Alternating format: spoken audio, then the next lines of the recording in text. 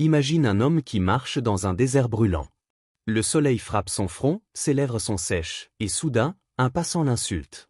Un seul choix s'offre à lui, s'enflammer comme le désert qui l'entoure, ou rester maître de son royaume intérieur. La colère est comme un feu qui dévore d'abord celui qui la porte. Machiavel. Napoléon il écrivait. Toute pensée fortement tenue finit par se transformer en acte. Alors, que devient une pensée de colère quand tu l'entretiens? N'es-tu pas en train d'offrir les clés de ton esprit à ton ennemi? Leçon historique, l'art du silence puissant. Il est des instants où le silence devient plus redoutable qu'une armée. L'histoire elle-même regorge d'exemples où les plus grands stratèges ont choisi de ne pas répondre à la provocation, non pas par faiblesse, mais par calcul, par sagesse, par grandeur d'âme. Imagine César, auréolé de sa gloire, debout devant ses légions. Un soldat, dans un moment d'insubordination audacieuse, ose l'insulter. Tous les regards se tournent vers le général, va-t-il punir l'offense? Va-t-il exploser de colère et faire taire l'insolent par la force? Non. César ne dit rien. Il détourne simplement son regard, comme si l'insulte n'avait jamais existé. Ce geste, bien plus puissant que 1000 menaces, marqua les esprits de ces hommes. Car le silence de César ne fut pas un vide, il fut un verdict. Machiavel écrivait, « Celui qui se laisse dominer par ses passions donne les armes à son adversaire. » En se taisant, César priva l'insulteur de son triomphe. Il ne lui offrit ni réaction, ni faiblesse. Son silence fut une épée invisible, une affirmation d'autorité qui disait « Je suis trop élevé pour descendre à ton niveau. » Et toi, combien de fois t'es-tu laissé aspirer dans ce piège? Combien de fois une simple parole lancée par un autre a-t-elle volé ton calme, comme si tu lui avais donné le pouvoir d'appuyer sur tes émotions comme on appuie sur un interrupteur? Napoléon il rappelait avec force. Celui qui se maîtrise peut posséder le monde entier, tandis que celui qui ne se maîtrise pas est esclave. Cette phrase n'est pas une métaphore, elle est une règle universelle. Celui qui sait garder le silence face à la provocation ne se limite pas à éviter un conflit inutile, il affirme une domination intérieure. Il montre qu'il est un empire, et qu'aucune flèche lancée de l'extérieur ne peut pénétrer ses murailles. L'histoire du silence puissant ne s'arrête pas à César. Pense à Abraham Lincoln. On rapporte qu'il recevait souvent des lettres d'insultes et de critiques virulentes. Parfois, il écrivait des réponses pleines de colère, mais il ne les envoyait jamais. Il les gardait dans un tiroir, qu'il appelait son « tiroir de tempête ». Pourquoi? Parce qu'il savait que la réponse immédiate est rarement la plus sage. Le silence, encore une fois, devenait sa plus grande arme. Et n'est-ce pas la même sagesse que l'on retrouve dans les enseignements spirituels à travers les âges? Le prophète Mohammed disait: « Si l'un de vous est en colère et qu'il se tait, il se protégera du mal. » Voilà l'art véritable, se taire non par peur, mais par grandeur. Se taire parce que l'on sait que répondre, c'est s'abaisser à un duel inutile. Se taire, parce que le silence pèse parfois plus lourd que 1000 paroles. Alors interroge-toi, combien de batailles as-tu perdues simplement parce que tu as répondu? Combien de fois ton énergie a-t-elle été dévorée par des mots que tu aurais pu laisser mourir dans l'air? Imagine, juste un instant, que chaque insulte que tu reçois soit une flèche. Si tu réponds, tu tends ta chair à la flèche. Mais si tu restes silencieux, la flèche tombe à tes pieds, inutile, sans cible. Voilà pourquoi le silence est plus qu'une réaction, il est une stratégie. Les plus grands esprits de l'histoire ont compris cela.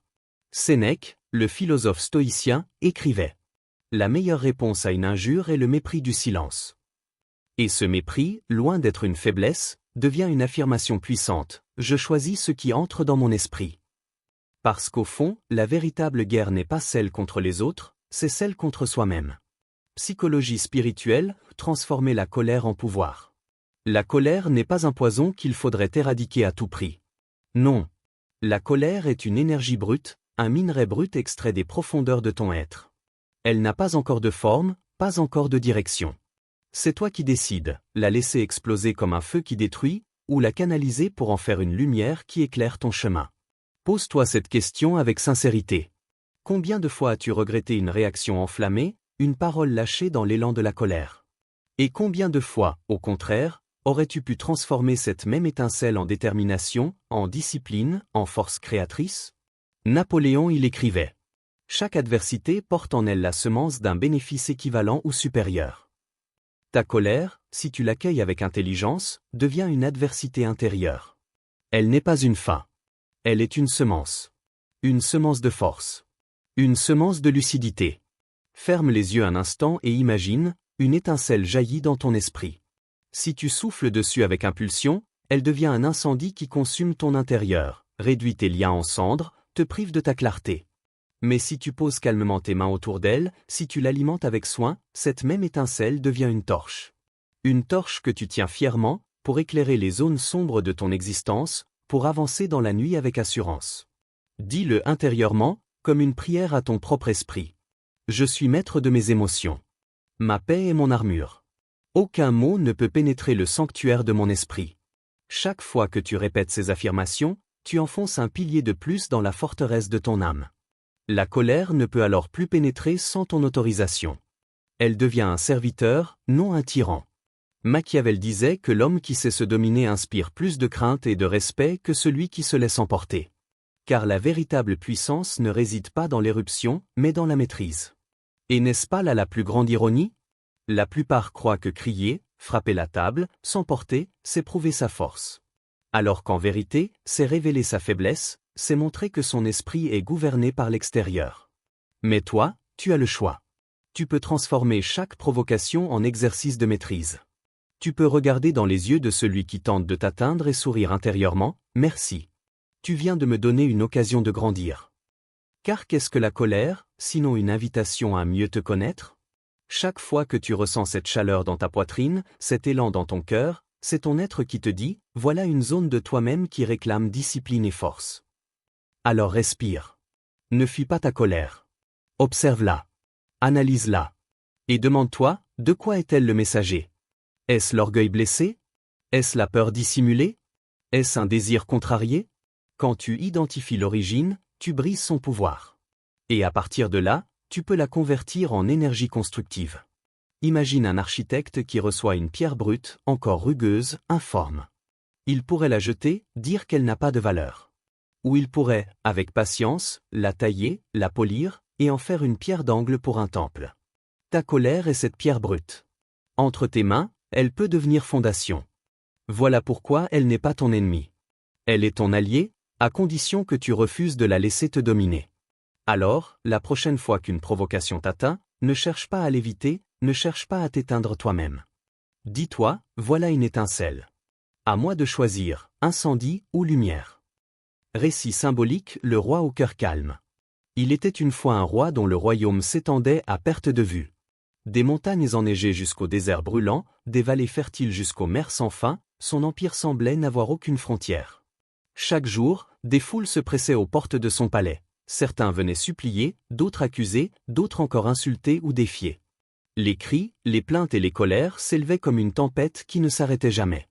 Mais le roi restait immobile. Assis sur son trône, son regard était paisible, comme un lac au lever du soleil.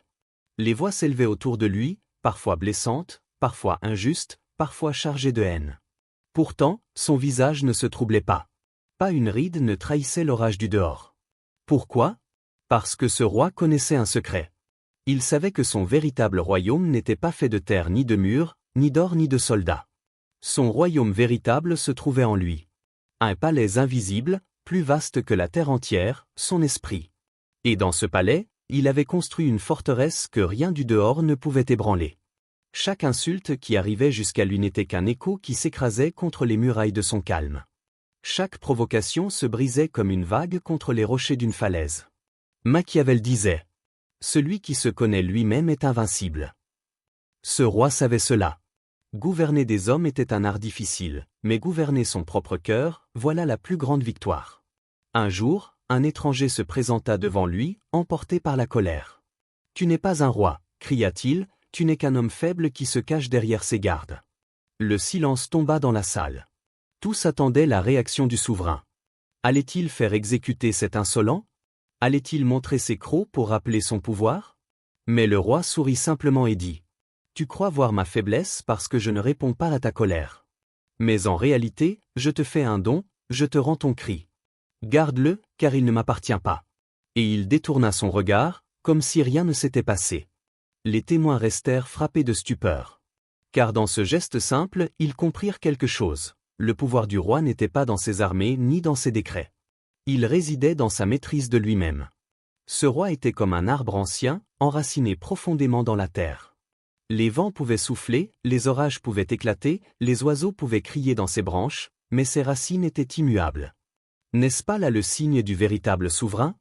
Un homme peut gouverner 1000 autres, mais s'il ne gouverne pas ses passions, il reste esclave. Tandis que celui qui règne sur ses pensées, ses désirs, ses émotions, celui-là est roi, même sans couronne. Dans ce conte, le trône n'est qu'un symbole. Chacun porte en lui un royaume invisible. Et chaque jour, des foules viennent frapper aux portes, les paroles blessantes, les injustices, les provocations, les épreuves.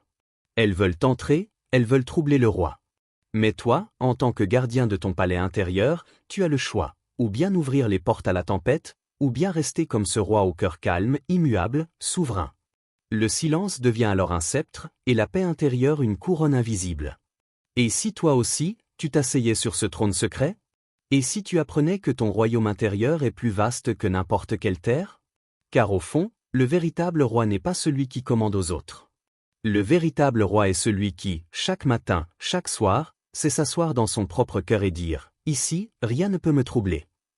La prochaine fois qu'une insulte vient frapper ton oreille, respire. Souviens-toi, tu n'as pas à céder ton pouvoir. La paix est une richesse invisible, mais infinie. Napoléon il rappelait « Tout ce que l'esprit de l'homme peut concevoir et croire, il peut l'accomplir ». Alors, que choisis-tu de concevoir dans ton esprit aujourd'hui? Une tempête ou un ciel limpide? La colère est l'arme des faibles. Le calme est le sceptre des maîtres. Et toi, que tiens-tu dans tes mains?